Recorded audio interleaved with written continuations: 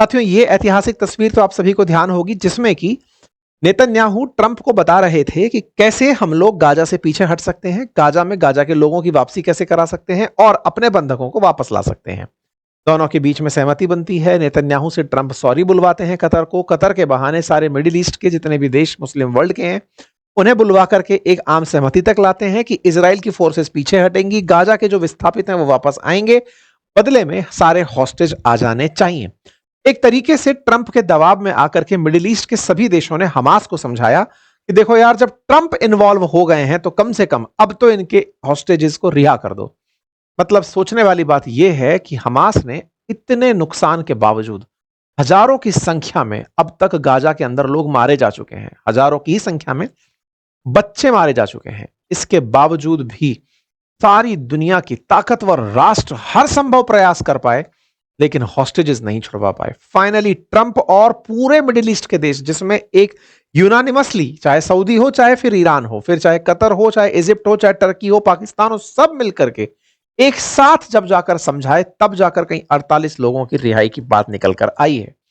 अगर एक मायने में देखा जाए तो हो सकता है पाकिस्तान में इस बात पर फिर से खुशियां मने कि अल्टीमेटली जीत हमास गया, जिसने 48 हॉस्टेजेस को छुड़वाने के लिए ट्रंप तक को विजेता डिक्लेयर करवा दिया। वहां पे ट्रंप विजेता हैं जिन्होंने ऐसा करा है। असल मायने में एक 20 सूत्रीय पीस प्लान डिसाइड किया गया, जिसके अंदर कहा गया कि किस तरह से डी रेडिकलाइज किया जाएगा गाजा को, किस तरह से वहां पर टेरर फ्री जोन बनाए जाएंगे, गाजा को रीडेवलप किया जाएगा, गाजा के लोगों के लिए रीडेवलप किया जाएगा, 72 घंटे के अंदर सारे उनको छोड़ा जाएगा। ये पूरा घटनाक्रम हमने आपसे डिस्कस किया था। जिस समय ये पीस प्लान एग्री हुआ था, उस समय मार्को रूबियो ने कान में आकर इनके बताया था कि सर, हमास रेडी हो गया है शुरुआती तौर पर गाजा में से हॉस्टेजेस रिहा करने के लिए। ये जो 20 मांगे हैं, इन 20 मांगों में गाजा का रीडेवलपमेंट भी है, साथ ही साथ हमास का पॉलिटिकल इंटरफेरेंस जीरो करने की बात भी है, लेकिन हमास ने उस पर अभी सहमति नहीं जताई है। इसीलिए फेज 1 के तहत गाजा से बंधकों को रिहा कराना और गाजा में राहत सामग्री भिजवाना यह तय हुआ। और इसी काम को कराने के लिए, फेज 1 को एक्टिवेट कराने के लिए ट्रंप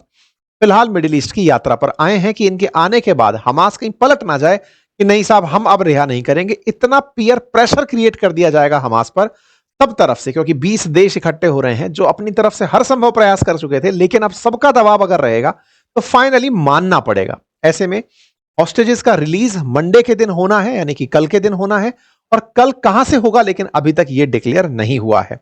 इसने कहा कि गाजा में जब पीस समिट होगी इजिप्ट में, उससे पहले हम आप लोगों के बंधकों को छोड़ देंगे। इस बात का इजराइल में बहुत खुशी है कि कम से कम उनके सारे के सारे बंधक वापस आ जाएंगे। इस बात के लिए ट्रंप को धन्यवाद देने के लिए उन्हें नेसेट में, यानी कि इजराइल की संसद में बोलने के लिए आमंत्रित किया गया है। जॉर्ज डब्ल्यू बुश के बाद ट्रंप वो दूसरे राष्ट्रपति होंगे जो इजरायली संसद को संबोधित करेंगे। कुछ इस तरह से नेसेट को लास्ट टाइम संबोधित बुश ने किया था, अब जाकर के ये करने वाले हैं। नेसेट इजराइल की संसद को कहते हैं, जहां जाकर के ये इजरायलियों को बताएंगे कि देखो, मैंने आप लोगों के लिए कितना संघर्ष किया।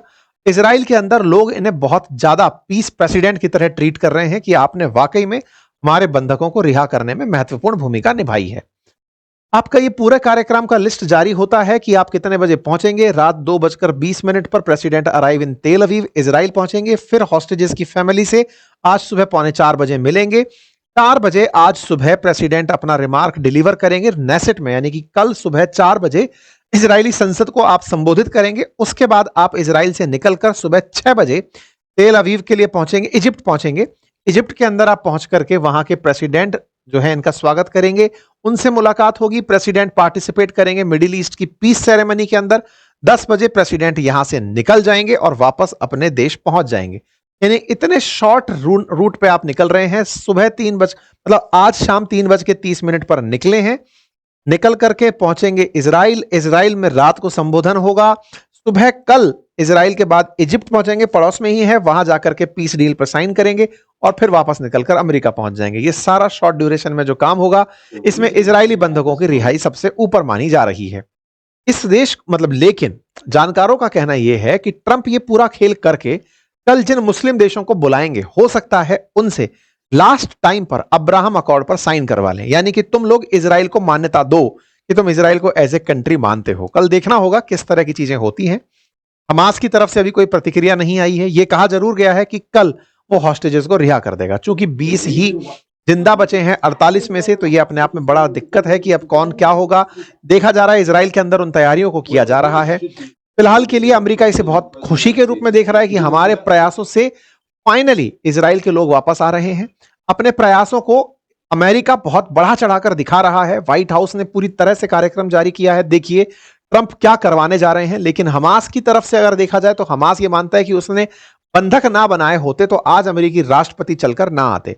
शायद उसका यही थॉट प्रोसेस जो है वो हमास को इस तरह की गतिविधियों में इतने लंबे समय तक हॉस्टेजेस को बनाए रखने में विवश किया।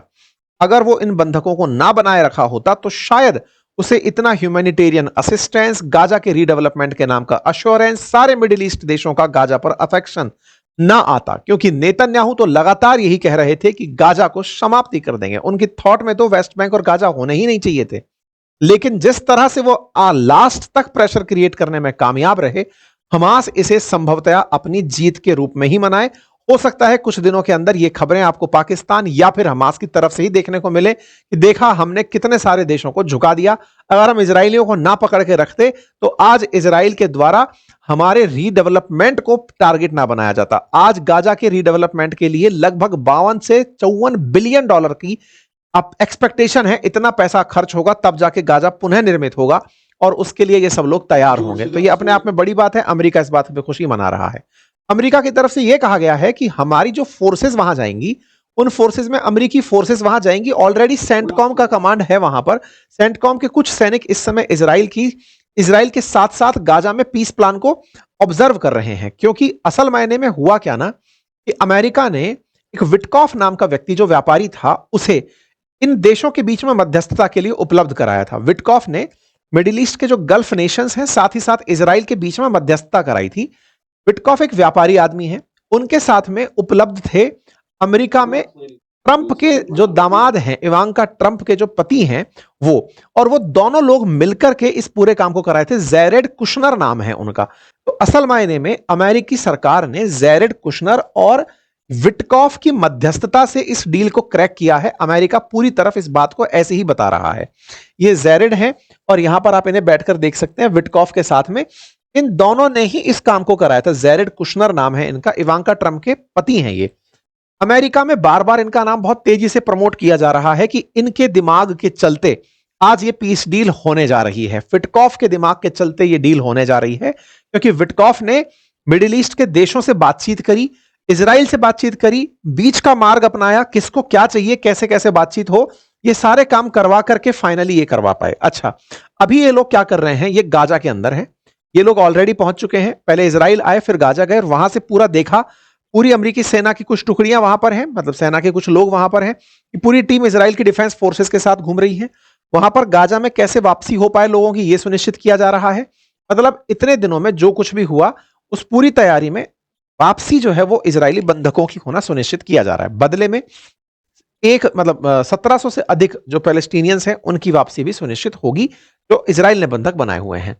इस तरह का प्रेसिडेंट ऑफ यूनाइटेड स्टेट्स की तरफ से निमंत्रण भेजा गया मिडिल ईस्ट प्लास पीस प्लान के नाम से। मतलब एक प्रकार का इनवाइट था बहुत सारी गवर्नमेंट्स को, इस तरह से कि इजिप्ट में सब लोग इकट्ठे होंगे। इसको मंडे के पीस समिट के रूप में ट्रीट किया जा रहा है। कहा जा रहा है कि इसके अंदर 20 देश पार्टिसिपेट करेंगे। उसमें यूके, तुर्की, फ्रांस, यूरोपियन काउंसिल ने कंफर्म कर दिया है कि वो इसके अंदर आएंगे और यहां पर रिलीज ऑफ प्रिजनर्स होगा। 20 देश पार्टिसिपेट करेंगे लेकिन हमास को इन्वॉल्व नहीं किया जाएगा और अभी तक नेतन्याहू के बारे में भी कंफर्म नहीं है। इसी बीच में अजरबैजान की तरफ से लोग यहां पहुंच चुके हैं, इजिप्ट पहुंचना शुरू हो चुके हैं, पाकिस्तान के नेता भी वहां जाएंगे, शहबाज शरीफ भी जाएंगे, इजरायली लीडर भी वहां पर जाएंगे, कीर स्टारमर भी वहां पर पहुंचेंगे। प्रधानमंत्री मोदी के बारे में भी जब कहा गया तो सीसी ने, जो वहां के इजिप्ट के राष्ट्रपति हैं, उन्होंने आपको इन्वाइट भेजा। तो इन्होंने अपनी जगह पर विदेश मंत्रालय के जो हमारे राज्य मंत्री हैं उनको वहां पर पहुंचने की कहा है। तो हमारी तरफ से कीर्तिवर्धन सिंह जो है वो प्रेजेंट वहां पर होंगे।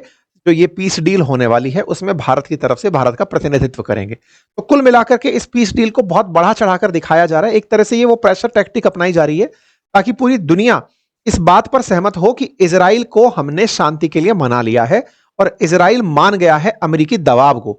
तो अमेरिका इसे अपनी एक विन के रूप में शो करना चाहता है और इस विन के बाद से हो सकता है कि फिर से रिकंस्ट्रक्शन ऑफ गाजा शुरू हो पाए। इसमें बहुत सारे इफ एंड बट्स हैं। इजराइल केवल इस काम को अपने बंधकों को रिहा कराने के लिए कर रहा है, ऐसा एक खेमा मानता है। एक बार बंधक रिहा हो जाएं, उसके बाद इजराइल किसी भी बात पर खफा हो सकता है कि सारी व्यवस्थाओं को फिर से तहस नहस कर दे। अमेरिका की सेंटकॉम फोर्सेस जो यहां पर प्रेजेंट हैं, इजरायली डिफेंस फोर्सेस के बाद पहुंचकर हो सकता है कि वो और एक्सटेंसिव रूप से इन सर्चेस कार्य को शुरू करें।